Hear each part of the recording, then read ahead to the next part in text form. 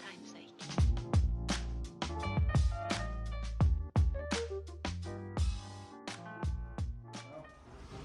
Right, hit a few minutes. Yeah, what club do you want? Let's start with a 7 and then go into driver because you take you a snap up in them, yeah? Yeah. 7 first.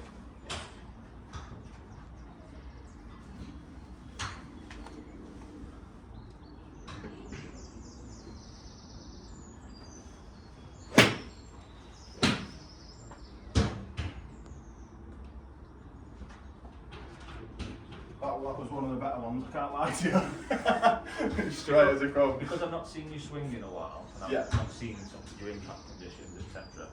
I'm going to get you to a 10 with a 7, 10 with a driver, and then I'll take a couple of sneaky videos in there as well. Right, okay. And then we'll talk through basically what I'm seeing and what's really causing the types of shots that you're seeing. Yeah. And sort of what shots you want to be in, what you need to change, and we'll put the plan together. Cool. So yeah, so hit me 10 with this, Yeah. and then 10 with driver.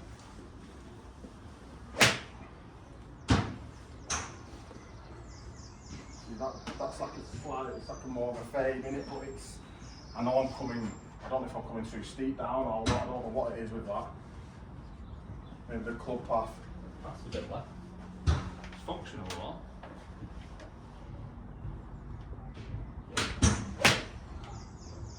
Yeah. Reeky again. So what's your ideal shot shape? With See, I love a fade, Yeah. but I don't know if they're harder to hit than when you tip, they're not, they're easier. At your speed, Yeah. and the way that you sort of manage your face, the club face, I would say face probably a better shape for you, Right. especially with the longer clubs. Yeah. It comes into start direction and sort of aiming. Right. You know, we need to get the right impact conditions so that the two types of fade basically. Primarily, you've either got full fade, where if you start that middle yellow flag over the lake, Yeah. you aim dead straight to that consistent full fade, you start 5 or 10 yards left without you aiming there, and then you turn back to the right. Naturally, right. Or you aim yourself to the left, and then you allow yourself to Go out. Right, okay, yeah. which one of those you go for, we can talk about the chat about when we look through the numbers. It's a bit of a draw. Not Yeah. seen that for a while. Your pass didn't really change on that, I don't think. Yeah, your pass was still left, you just closed the face there. Is that what it is? Is that to do with rotation, that, or? What's You the also reason? you hit it a little bit behind, Right. so maybe the heel dug in. Right, The tiny things that, especially at your speed, because you've got a lot of club head speed, you don't Right. have to be far off to hit sort of a really bad shot off target.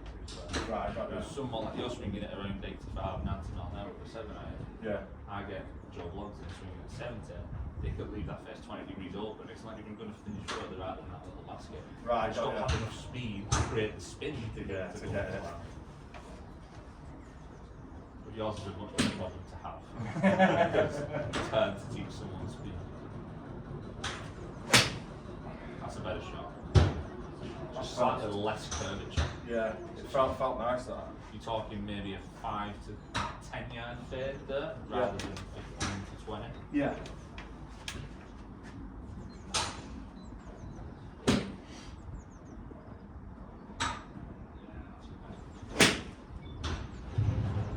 And that's the one. If you want to be going for a fade, that's the shot we need to get rid of. That one just then? Right, okay. We can't have, if you want to be hitting a fade, we can't have the ball curving left. Because if you're setting up left edge, left centre of the green, then you close the face and it starts curving left, Yeah. chances are you're going to miss it a lot long and really far off line. Right, got you. So that there's, for different shot shapes, there are generally sort of better misses. Right, For a yeah, fader of the golf ball, it's always better that you finish a bit to the right. Yeah. Chances are it's going to come up a little bit short because you've left the face a little bit too much open. Got you. Whereas that was crisp then, and but it's just started Yeah, to... it might be crisp, but if it's going 15 yards too long and 15 yards left, Yeah. you're knackered. Yeah. So it's kind of getting rid of that. It's like the lesser of two evils, isn't it, basically? Yeah, You well- want, yeah. Think about it like in terms of like a golf course setting. If you're hitting into a green, Where is there likely to be more danger, long and left or short and left? It's going to be long and left, yeah. You're going to be short-sighted, you're going to have to get something up in the air, spinning a lot to get it near to the line. Yeah. So like, if your miss is consistently short right, when you leave it open so much open, you're never going to be in that much trouble to do that. No. So that's sort of the line of thinking.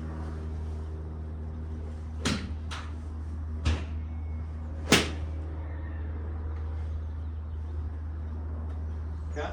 The driver. The driver, yeah? Yeah. Oh, this is the one. See, I've been thinking, and I do need, because I went for a club fitting, Yeah. just to try out basically, see what the crack is with it. But I wanted, Yeah. they were saying this is a regular shaft, it's dead old. Yeah. But this was one of the best clubs in the bag at one point, but now I just can't hit it. As a chip. Yeah, it's just no connection. I feel like I said, I'm not clearing my hips and I'm getting stuck behind it and I'm getting too far behind the ball, or I don't know what it is, but Well, yeah. Move that basket a little bit further away, and I don't want you clipping it with the club and golf balls flying everywhere.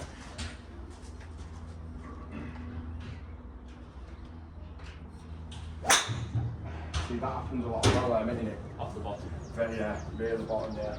That low heel. Yeah. And I don't know what it is, I don't know if I can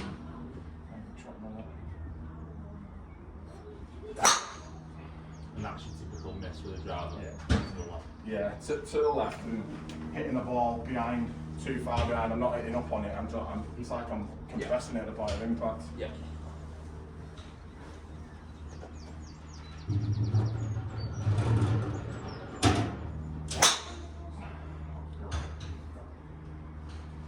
Very spray.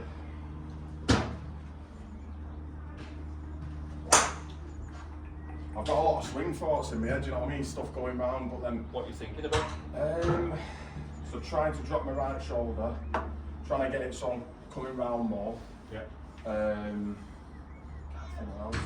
I would say, looking at those last few drivers, you're actually hitting it too much from the inside with your driver. What does that mean? Your swing path's going too far to the right, essentially. So you're relying too much on timing the club face, especially when I hit a fade. And a functional fade with driver, we need to get swing paths going a little bit left, club face a little bit over, but still close to time. Right. Whereas those last three, your average club path was 3 degrees right, and your club face was on average 3 degrees close to the path. That's a draw goal swing. And that's where it's hooky and it's not getting up in the air. Yeah. You were hitting it on the up, so you're on average 3 degrees up, so sort of up through the ball. It's a weird one because with your 7-iron, it's a completely different type of swing.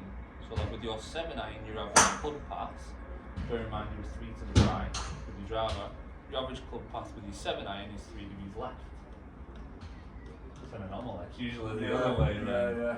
And your club face, 1.5 degrees open. So that lends itself more to that little fade that we're looking at. Right. But with driver, I don't know whether you're thinking of not too much dropping the right shoulder, etc. Let me get a couple on video with your driver. Okay. So, I think I've seen enough in terms of the numbers to understand where your problems are. Yeah. Now it's just about, let's see what we can do in this swing.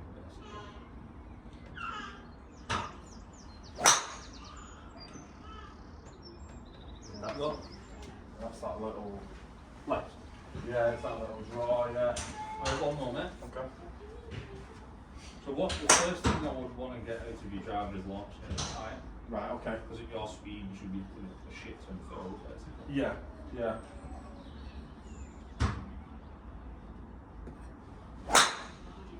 That's what I always miss it like that. Yeah. That's Toe as well, isn't it? Yeah. Toe. Yeah. And I'm always, what the worrying bit is I'm always hitting behind the ball and I don't like that, that's what it feels like. Alright, we're gonna have a look at this now.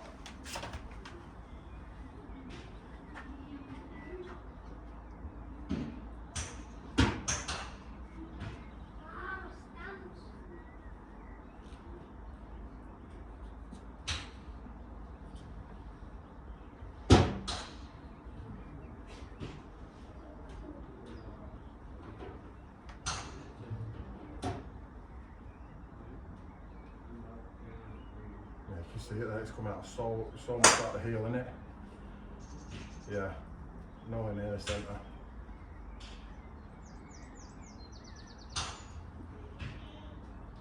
And that as well, I feel like that's more like I don't know if it is or not, you know, like an iron shot where you're leaning left into it. Yeah, you get quite a lot of lateral motion that way. Like I say, like your hips are sort of moving more this way. Yeah. And what should they be? Should they just kind of be I mean, we drive centre where they started, or? you're still going to have an element of a pressure shift to the left side, but it shouldn't be everything moving left with a driver, because obviously we're trying to hit more up on it. Yeah. Everyone's different, obviously. Some people hang back on it too much, so I get them to feel like they're moving everything forward, but with yourself it's more about this. This is your main issue with driving. Club face is just too close. That's why you're not getting it up in the air. Is that a grip thing, that? No. No? It's a wrist angle thing. Right. I'm not a big advocate of, unless something's massively wrong about someone's grip relative to the shot they're trying to play, I tend to leave grip alone, and then I match the wrist angles around the grip. I'll explain that in a sec. But what you're doing basically, you've got quite a strong grip, especially with the right hand, that's quite far under. Left hand's somewhat neutral. But then because you've got a strong right hand grip, and you match that up with a flat left wrist, or even a slightly bowed left wrist actually, if you look there, there's a bit of an angle that way. Yeah. That club face is just pointing straight up towards the scalp. Right. So then from there, everything you're doing in the downswing is to try and manage that face. And this is the big giveaway for me.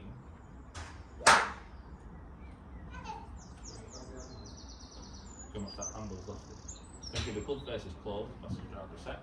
So say you start here, Yeah. and then you lift that handle, what does that do to the face? Points it Yeah, to the points right. it to the right, yeah. You're not thinking of doing that, but your brain is subconsciously doing that to try and manage a really close club face. So is that, do I need to get the feeling like it's a lower hands, or? We're going to start with a slightly different feeling of the wrists working with driver. Yeah. Hit a couple with a 7-iron, let me just see whether your wrist conditions are the same. Yeah. Yeah.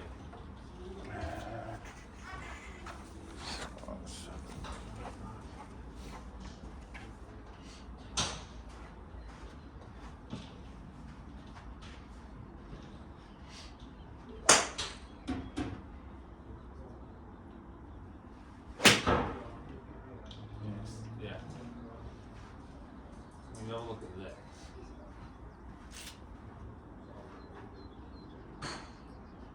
Club face now, you're in a completely different position now with your iron. Right.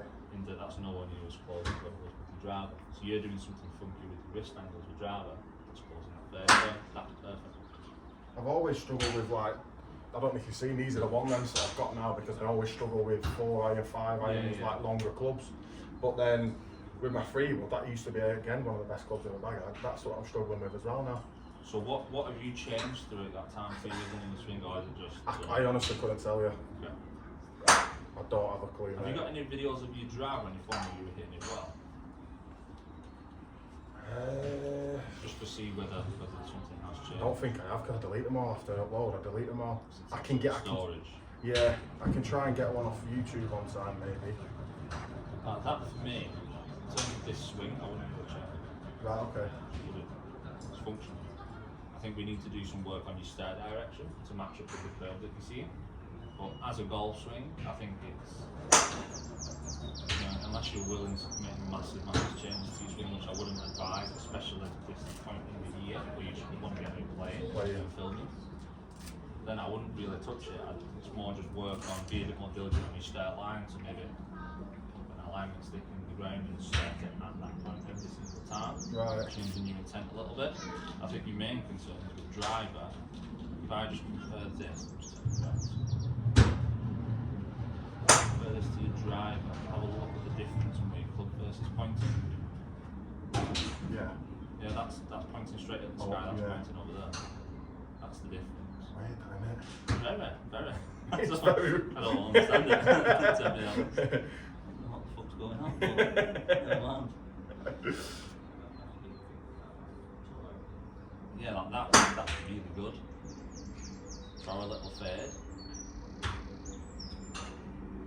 But that, when you Yeah. It's less closed. So, grab your driver then. Yeah. We're basically going to get you to match your wrist angle. Okay. So you take your normal setup. So your ball up or? Yeah. Yeah.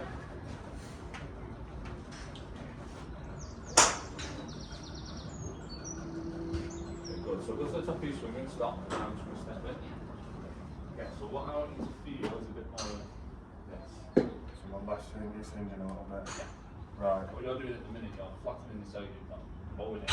Dustin Johnson. Yeah. Not quite as I'm saying. Yeah. And then lower levels with bed. Yeah. Because we want to get it this way. Right, okay. Yeah. Loads of different ways of doing it, but I like just giving someone a feel of it first, just to see whether they can replicate it. Okay. There you go. Yeah, so that's obviously an exaggerated, I would exaggerate it, but yeah, I get the The feeling. difference in launch Yeah. is about 15 degrees. Yeah. That's massive. We'll get another one with that, yeah? Yep. Hit 5 or 6. Okay. So let me just get this back on and let me get measure. Driver. Okay. Yeah, go for it. Sorry, mate. Don't want people waving in pants and that video. Yeah, hit me at 5 or 6. Show me a couple of rehearsals before each shot at the top, just see whether. Okay. Like that. It feels foreign. Like, because I don't know what, yeah, it feels, it's like an extent, I don't know what it is. It's just a different part. Deflection, yeah.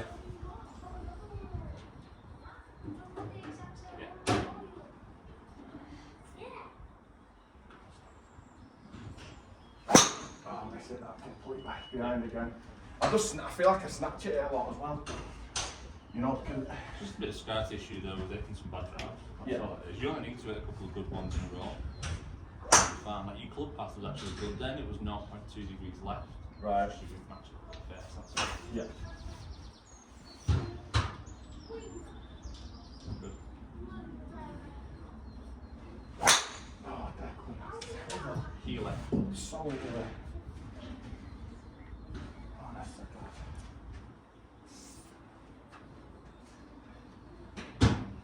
Try and get your alignment moving a bit more left. So I aim a bit. Well, that's straight now. You've gotten used to aiming a bit too far to the right. Yeah. As you can see in that hook, Yeah. it's just somewhat it's common sense, really, isn't it? You're aim further out, Try and compensates correct. what you see. Yeah. So what, do you want me a bit more open like that? Yeah, fraction. Oh, better. That was absolutely. Well, it's probably not flu, but it's a good strike. Yeah, really good strike. It felt unbelievable.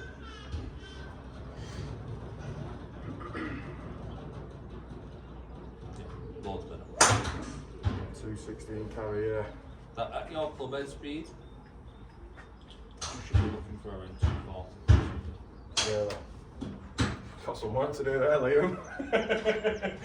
Jeez. So I need, an extra 20 for right. Maybe 240, yeah.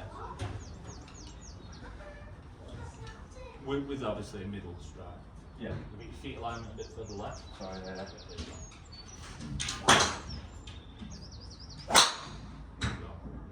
That is absolutely minced. That's been minced. 240. Yeah. And that's literally, like you said, they're getting that feeling, but then aiming a bit more left from the target, you know. It's matching your setup with what shot you're trying to hit. So if you look at these numbers now, you've got a club path that's going a few degrees to the left, Yeah. whereas before it was to the right. You've also got a club face that's slightly open.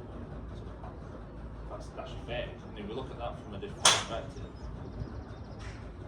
so now you've got. Keep changing this. As soon as I learn how to do it, they change. Yeah. So now you've got a club pass, the orange, going a little bit left, and then you've got the face slightly open to that. That's your perfect little face. You compare that with the others that you were hitting the driver. So to start with, club pass right, tiny And bit then left, since we've done that, yeah. bit left. But this is the important one, your club face relative to your path. 7 degrees closed, 4 degrees closed. You left that one a little bit open because you heeled it and twisted. Yeah. 4 degrees closed, 12 degrees closed. 2 degrees close, which was the good one that you hit 2 shots ago, and that one was 2 degrees open. That's the change. And all we've done is we've tweaked the line, slightly tweaked the wrist. The wrist, yeah. So I wouldn't even say we've changed the wrist angle that much. I think because you're now more aware of what that does to the club face relative to again the shot they're trying to get across the face, you're able to sort of feel it. It's got good coordination. Just getting it all together. What the toe pros? It just start a finger, they just zero, them, everything. No. No. Not even close. Alright, okay. The hardest shot to hit, in my opinion, in golf is the zero driver that goes full strength. Right. Everything needs to be perfect. Yeah. What you find is with better players, they have more of a bias in the golf swing for the longer clubs, especially. With short irons, it's going to be relatively close to zero. But Rory, for example, he's like 5-6 degrees to the right. Oh, is he? A couple of degrees close with his fair. Yeah. Draw, massive draw, yeah. Goes 3 million miles. Dustin Johnson, 4 or 5 degrees left with his driver, and it hits down. Yeah. But Is it down again? Does it? Tour average with driver. Oh no, sorry. Dustin doesn't hit it down, I don't think. Hector, for example. 4 degrees left with the driver, 1 degree left. John Ryan, 3 degrees there. That's why he plays at 12 degrees there. Is that where he plays? Because he can play, it's like he's compressing it. But he look at his ball fly and squeeze a little fade. But the reason they can do that because they have a shit ton of club head speed. They're not trying to, a lot of them are trying to optimise distance. Especially when they're at that sort of upper end of speed, like Ryan and Hector and Dustin Johnson. Rory's the anomaly because if you were to draw up a perfect driver of the ball, that's it. Yeah, it is. It's 5 degrees up on it, 5 degrees right with a slightly close face. But the average human can't do that. No. He just can't move the body in that way. Yeah, he's a freak. He's not that big. He's like 5'8", isn't he? Yeah. He's not tall. But he's strong as anything. Athlete, It's just, he's an athlete. Whereas the majority of us, we need to be somewhere in the middle. Say if you want to hit fade, your club path with driver, you should aim for 2 degrees to 4 degrees left every time. And then a club face, depending on your path, half of that club. Right. So say if your club path is 4 degrees left, club face should be 2 degrees right. Right, okay. Yeah, 2 degrees left with your path, club face should be 1 degree right. Right, okay. So it's like half of it. Yeah. In an ideal And world. that gives you them shapes then, doesn't it? Yeah. Right. But like if you're, the inconsistency with golf comes from, if you're trying to hit a fade, knowing what you now know about your impact conditions, if you then throw in a club path that's 5 degrees to the right with a close face, and you start seeing a draw, when you're trying to hit a fade, you're like, what the fuck? I don't know what's going to come out. And there's people like, I don't know, you've seen it online, like Scott Fawcett, Decade Golf, it's like a management strategy. They're big advocates on only hitting one shot shape as a driver, and that's something that I follow as well. There's some, if you go up and down this range, you see that people have a little bit of a feel fade and then a big draw. It's like, just get really good at one shot. Hit it out the middle, bounce that out, and then go from there. Right. Shorter clubs, you can try and move it both ways if you want to. Even there, I think most people would benefit from hitting the one-hand shot. Because then you don't, what that means, you don't play enough to understand how a draw would react into a left to right with 10 miles an hour, 15 miles an hour. I was thinking, if you ever only hit one shot, unless say you stuck behind a tree for you to further, then you get really good at understanding how that shot reacts in certain situations. Right. Play better golf. Exactly, Constantly tinkering and trying to move it. I think that's what I've done over winter because I was desperate to improve on last year because I made quite a bit of progress over the last year and a half. You know, like scores and stuff like that. Brought it out for the first time. I never even got close to that the year before. And then in my head I'm thinking low 80s.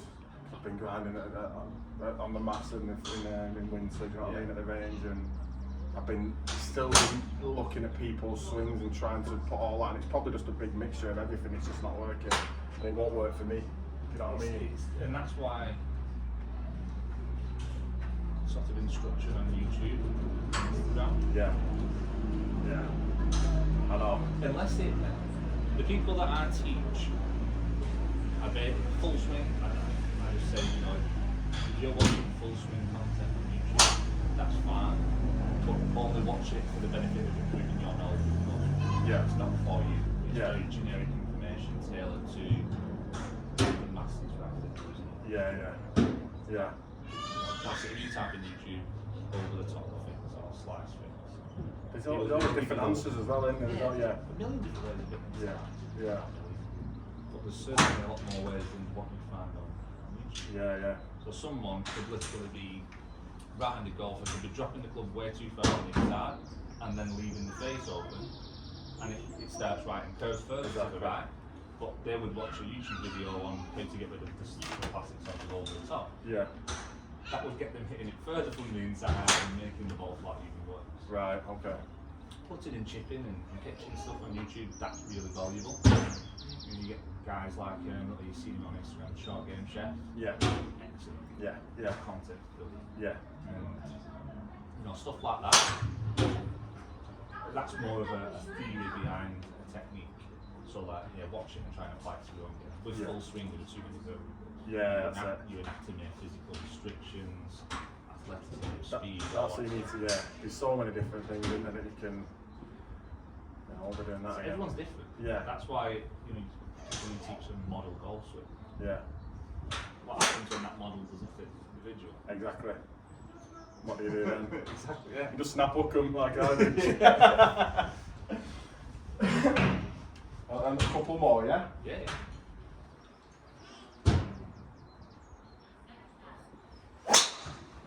Close, just face a tiny bit closed. I would say your path was about 3-4 left then. Right. But your face was probably a couple of degrees closer to your path. Do you know what though? I know it sounds bad, the aim wasn't the greatest then, but the strike just feels Have a look at this. miles back. Strap was middle. Face was actually neutral relative to your path. Right. But it needs to be open, that's why it makes blue path. So just a straight pull, that's all it was. Right. Is that the wrist issue then there then? Is that what is it my left wrist? Yeah. So what you can do is set up with the face a little bit open. So just sort of open the face And then a hit little that? bit. Yeah. Right. Well, how do you open the face? You just twist the handle a little bit or yeah? Twist the handle and grip it.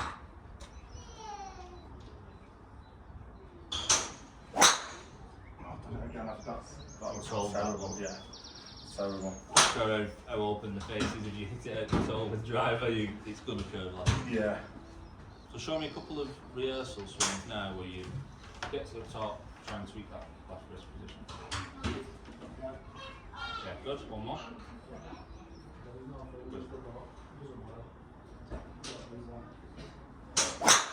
That's not so high, my lord. Oh God. So now it's about you getting comfortable with that feeling and then matching it up. That's all it is. It's just because it's so foreign to me. It's almost like a panic. Yeah, it is. It's like what's happening to my body. Do you know what I mean? So like your swing, for example, you're never going to have a massively long swing. You can turn, Yeah. your body turns, but because of how your round swing matches up with that, I never expect to get that club sort of somewhere near parallel. It's not going to work. Yeah. I'm not built for it. No, you're not. You're not. Yeah. Sort of big legs, thick upper half. Yeah. That's more suited to sort of more here, but then you can create a shit ton of speed on the left end. I know. So what's the point in changing? Yeah. To make sure you're fit. So I'm go to the top again, mate, and stop, and I'll step in.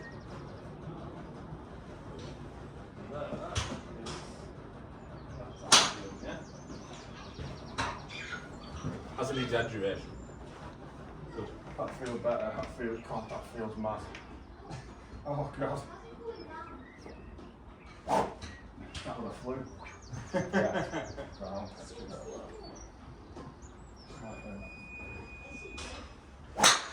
Wow. And think of it this way, right? If you step up on a practice session and you hit 20 drives and they all have some form of left or right curve, which I think might curve different ways. Yeah. When you then set out to a golf course, that gives you a lot more confidence and go to it. Yeah. Whereas if you're hitting 20 shots, not really aiming to hit a certain shape, some go left, some go right, some curve right, some curve What left. do you do on a dog leg? And Just close your eyes and hold Just see there. what happens. Yeah. So you need to practice with the intent of taking it onto a course. Like, say for example, 100-yard sign on the right, or in the middle, sorry, and then the yellow flag further to the left.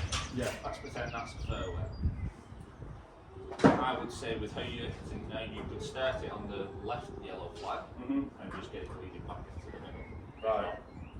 It's a big thing. Pterodactyl, what? I'll see it up in a minute. I'm watching it.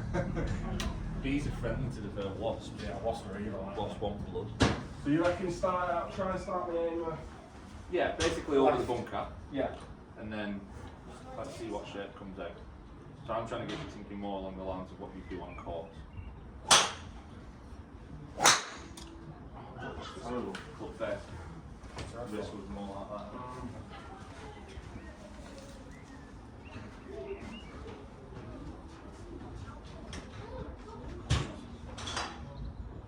Good.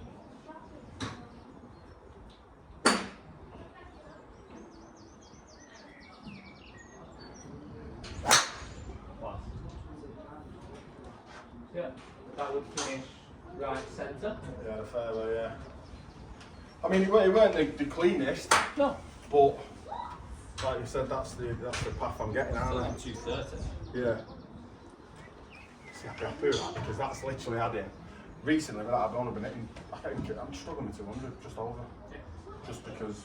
Strike issues and curve issues. Yeah. If you're hitting them snap up the driver, there's no bigger way of robbing you a distance unless you miss the ball on top of it. Yeah. Because it just doesn't stay in the air long enough. No.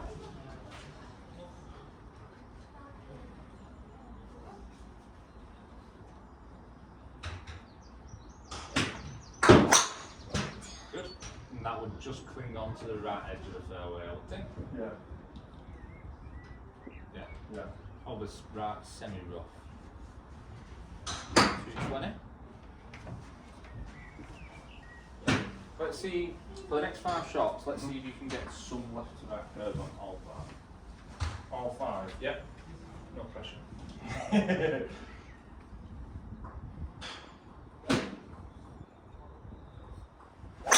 Oh, terrible backward. Straight forward. Pull it straight, yeah. I'll give you that half point. Yeah.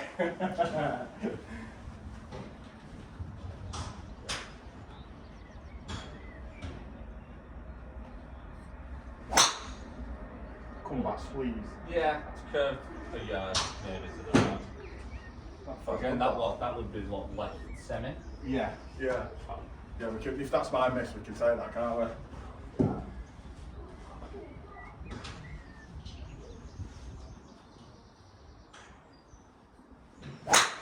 Good. That's going to do right semi. Yes. But none is dipping into the air and going low and left. Right. Like this is easier to try and then tighten up the start lines. That's just some alignment stuff and angle of attack stuff. If you were constantly throwing in the snappers that go over the left, difficult. Difficult to try and manage that on the course. This is what I meant about when you told me your problem with driver. That's a lot easier to fix than the classic sort of starting way left, going way right. Yeah. You almost have to, as a coach, have to rewire someone's brain to think differently. Yeah. How the club's coming into the ball, what the face needs to do. Yeah. Basically, just aiming further left and doing that. Yeah, oh yeah, yeah.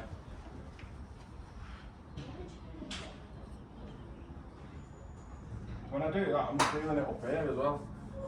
You know what I mean? I don't know why. Like, I don't feel that's just like pure, just stretching up there. I'm feeling. Yeah, You know well, what I mean? sort of a more extended wrist or cup, whatever you want to call it, wrist aggregates with a bit more depth. Right. So it might. I'm just going to a place I've not been before. It's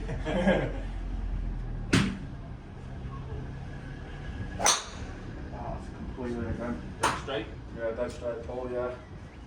Oh, that's showing a little bit of right to left to right curve on there. Alright, last one. Bit toy. Yeah, there's a bit draw, that one, isn't it? Was a bullet straight. Bullet straight on it. So do you still do your junior coaching? What do you mean? Like group coaching? Yeah, Mondays 5 and 6. Okay. 5 till 6 and then 6 till 7? Yeah, the 5 till 6 one is older, so Yeah. like 14, 15. and 6 till 7 are like all under 10. Alright, cheers. Are you thinking of joining? No, not me. I've got someone else here. The context would have been good.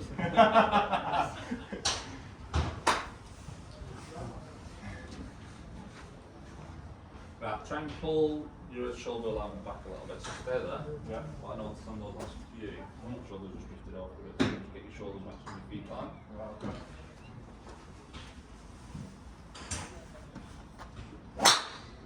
Nice.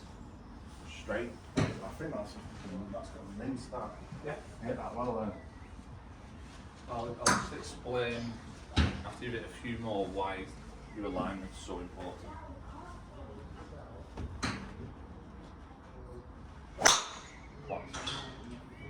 Feeling better? That's on a bit that. Look like it anyway. Yeah, it's good. Fun, like, really good. Maybe a little bit spinny. Yeah. I think you could get that out to 250-ish. Right, okay. Maybe get that spin number down to maybe 2.5. What's that there? 3.5-ish. Right. Bit inconsistent reading with range balls. So I don't sort of take it with a pinch of salt. Yeah. You can tell the flight's spinning up a little bit much. Club pass misleading because I'm getting you to aim left. Yeah. I'm more looking at start direction, like your club face relative to your pass then was 0.0. So that tells me that you hit it a little bit out the heel. As you can see there is the heel. Right, I got you. Which is why it's being kept up. Yeah, yeah. If you can aim for anywhere from 2,500 to 2,800 spin, I think That's your 250, do you reckon? 240, 250 carry? for someone who delivers the club like you, I wouldn't try and get it 2,022 spin to Right. especially if you don't need it. You Yeah. don't need the massively low spin. Yeah. Yeah. Shit's on better, isn't it? Yeah, miles right, yeah. So yeah, let me explain why shoulder alignment's so important. I'll set up all the penny, I won't Right. sit like that. Yeah. Okay. Right, so I could get, if you set up your feet miles to the right, I'll sit right like this, yeah? I can get you in the face just by tweaking your shoulder alignment. Yeah, is it the club Yeah. steep and... Where this is aiming has a massive impact on the right side. Right. People get too obsessed with feet, in my opinion. Like I can hit a draw with my feet way open. Like, You just drop your right, yeah. And this has more of an impact on the Right. how the club moves. got you. So when you're say we're setting up the left yellow flag, knowing that it's going to start there and curve a bit to the right, we want to make sure that obviously our feet are aiming there. We also want to make sure that our shoulder is too far over. Right. If you get too far over, the pass is going to go a bit too far left. Is that a hook then? Or straight forward, we see right. The more that your pass goes left or right, the more perfect you need to be with the club face to match it up to hit target. Whereas again, we can keep it at 2 to 4 degrees left pass. Yeah. You don't need to do much with the face then, you just sort of do it something like. Yeah.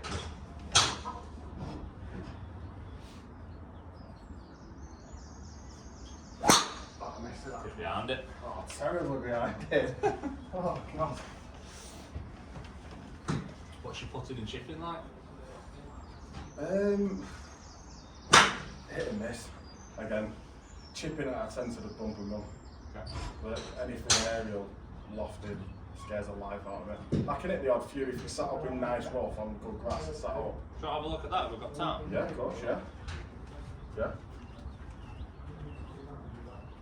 I'm happy with driver. It's just in case you go in and practicing it. Just, yeah, yeah. It gets to what I find in lessons, you get to a point in some lessons where, yeah, they improve.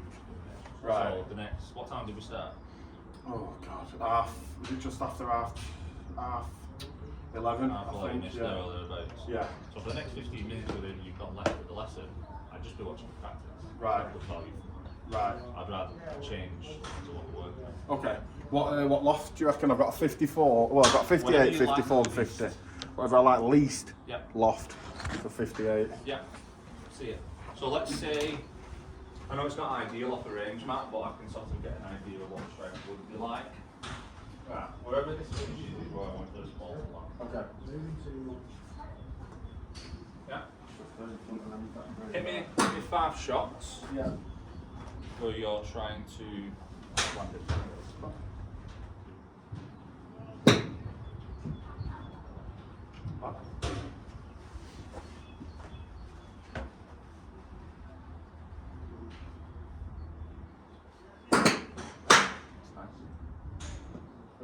strong one, isn't it? Yeah. Connection was decent, though, but.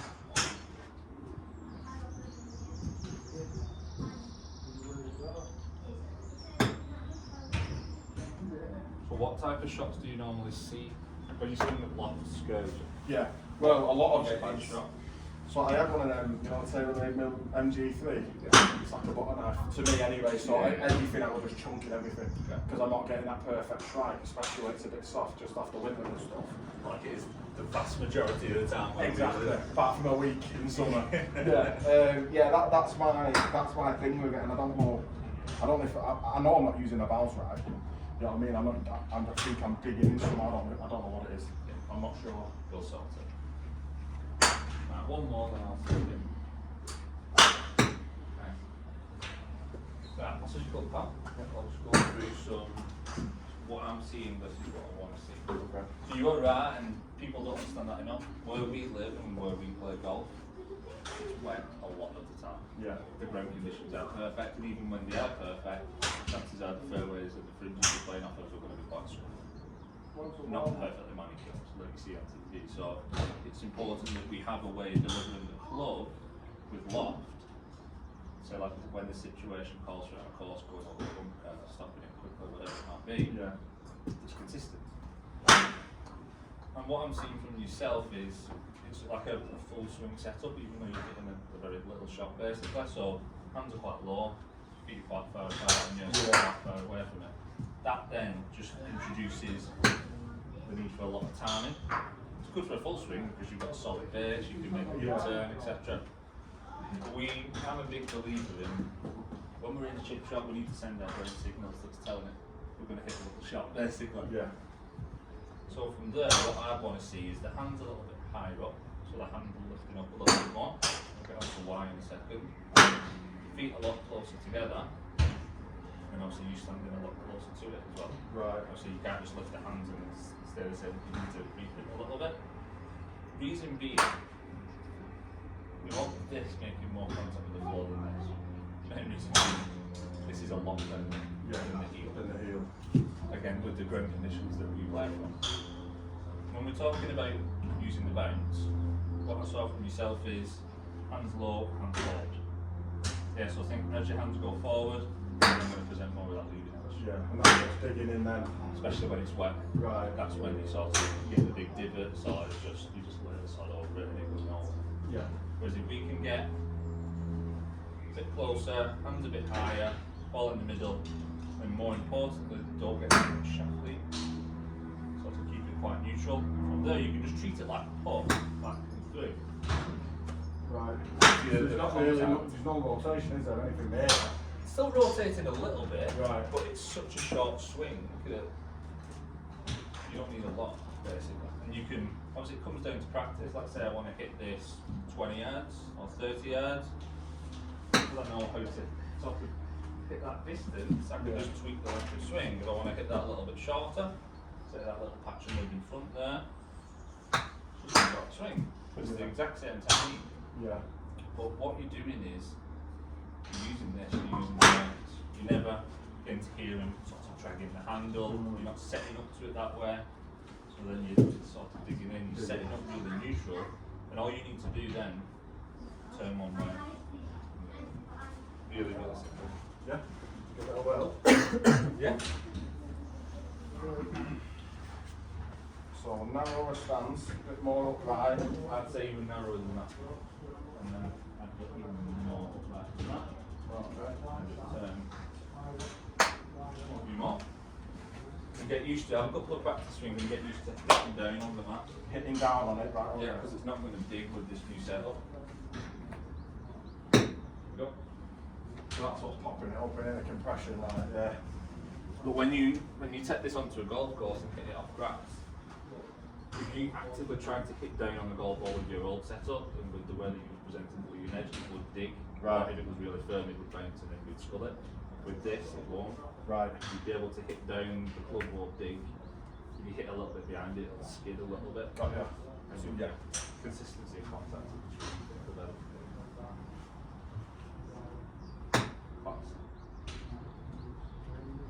Yeah, now, like, thinking of it now, I was literally like this, steps away, And I'm just, I need that perfect contact with that, whereas that You I'm just trying to miss it. Yeah. Do you know what I mean? Well, as an example, no, you can keep on. Yeah. I want you to bottom this club down, that's there behind the ball. I still want you to try and hit down. Yeah. I want you to try and hit behind it. Like that. Still gets out there. Yeah. You just don't need to be perfect. And that's with the most lofted club in the back. Golf's a mad game. Stupid, isn't it? Fucking stupid. It's all hard though, isn't it? It is.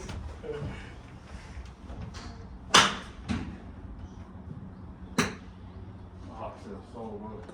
Miles better, isn't it? So about, I want you to add 10 yards to it. Exact same technique, Yeah. just length of swing changes a bit. Ah, a bit too much there. But you've probably gone a bit further. Maybe not the best contact. Put them on, have a couple of practice swings. With your hands either, you've got perfect.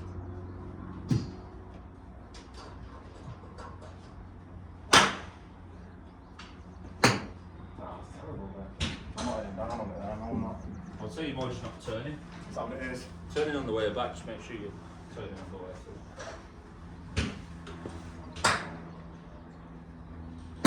Yeah, there you go. Oh my lord, that's beautiful. Different, that, isn't it? And it's just effortless. Whereas normally I'm struggling. Yeah. Everything's a struggle with the chipping. And then let's say we go. See that first patch more? 10 yards ago. See in front? Yeah. Go to there. Right, okay.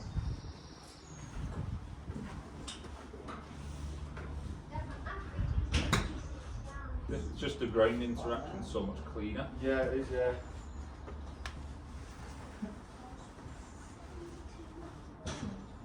Yeah. That was a little bit behind and you got away with it. Okay, well, yeah, that's what I need.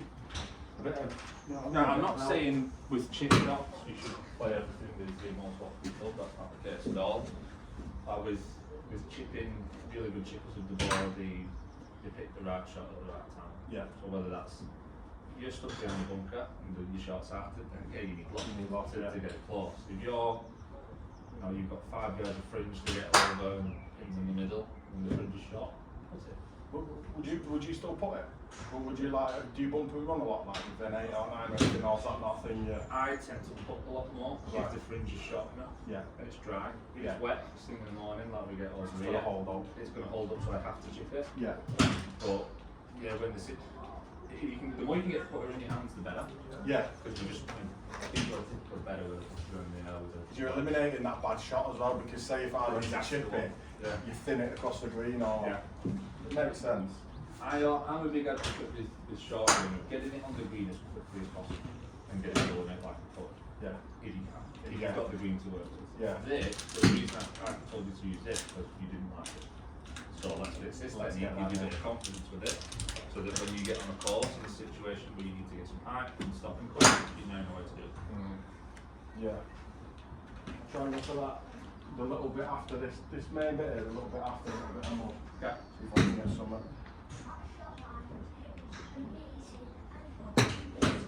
Really good. So, I'll be closest to the thing. closest to the pen. Yeah. Let's go. See the flag with it. Flag on with that. This one here? Yeah. I reckon that is about 50-ish. 45-ish. Yeah. 45, yeah.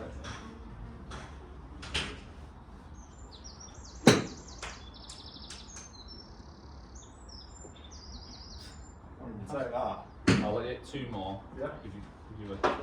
Give me a head start.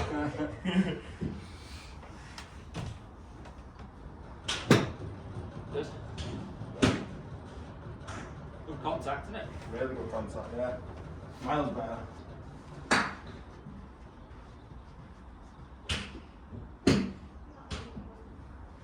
Have you been down here since they had the hot racing put in?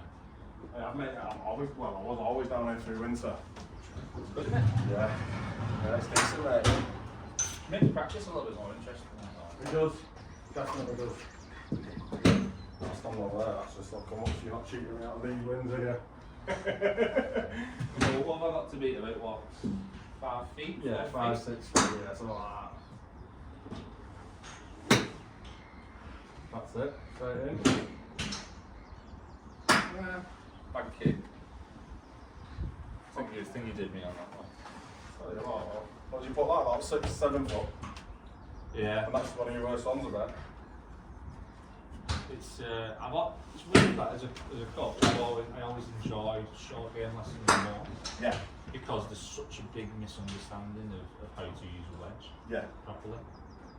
You know, when you get someone in, say with a slats, a normal sort of undesigning shot shape, let's call it, for a full swing. They almost know what they're doing wrong. Yeah. Whether they're cutting across the ball, leaving the face open, or whatever it might be. But with short game, people who really struggle with strike in the greens, they have no idea what they're doing. And a lot of it is set up stuff. They're not sending the right signals to the brain.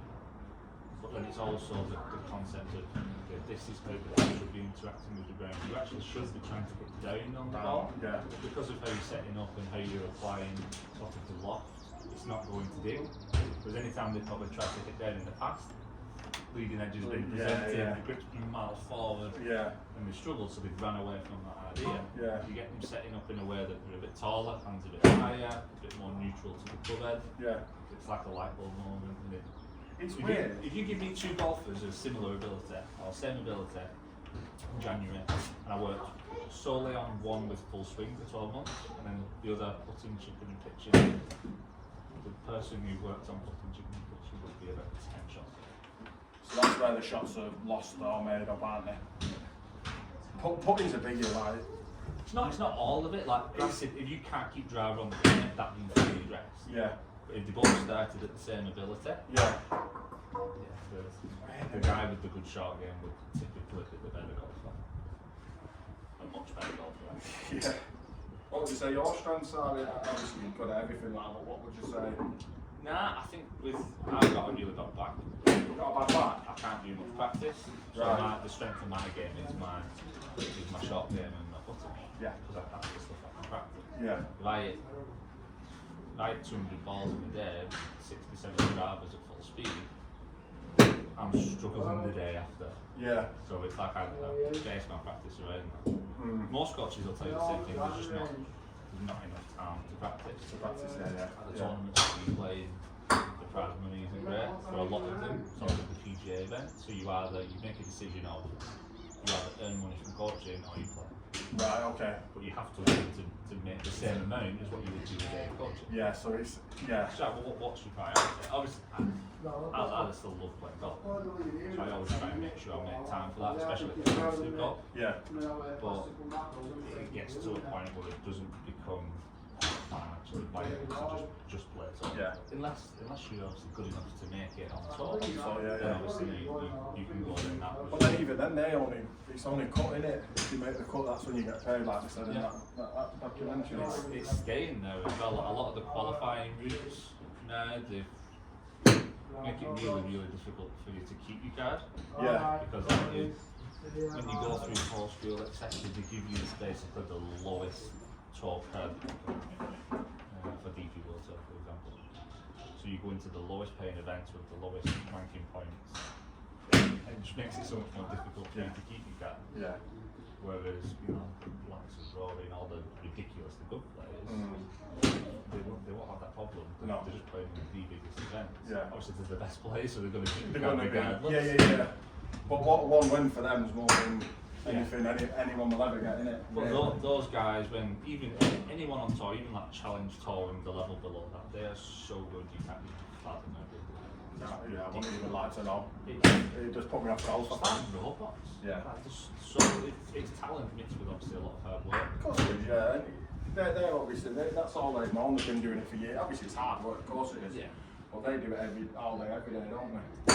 It makes me laugh when you hear it sometimes with like, might be a scratch golfer, let's say, and then a scratch golfer at like a 62, 6300 yard course, and they say, oh yeah, LPGA tour, that type of stuff. I Yeah. have to repeat on there. It's like, No.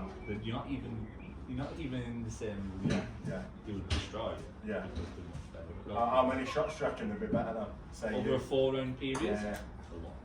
What do you reckon, about 10 around? Not far. Really? The best part of 25, 30 shots over the 4 days. They are so good. That's what's worrying me, you just, like you said, there's no box. The one that gets me, John Arnold, he's just.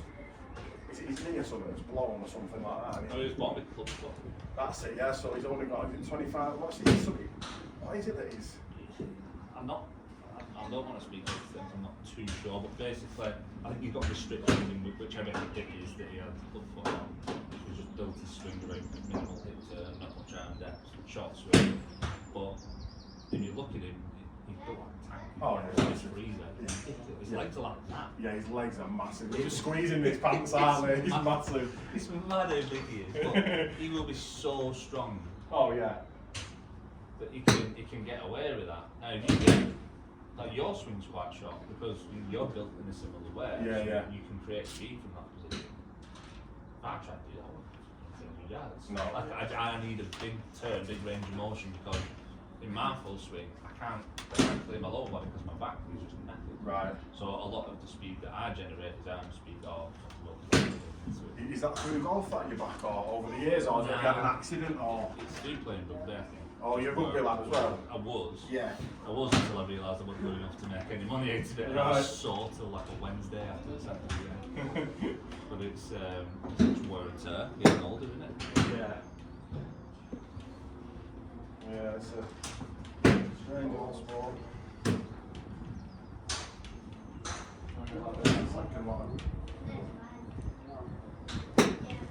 Nice. Go on, deliver, mate. Yes. Well done, Andy. Yeah, lovely that, mate. Thank you. I'll can I pre-book you for next month? I'm going to try and get a few rounds in. Drop the text. I might just do that because I need to work out because I've got a few rounds booked and stuff. I'll book you in so you don't get paid up front, you can just pay on the day as well. Right, That's yeah. what I do with the existing clients. Yeah. Just let us know. Right, cool. Give us like a couple of weeks notice. Of course I will, yeah. I'll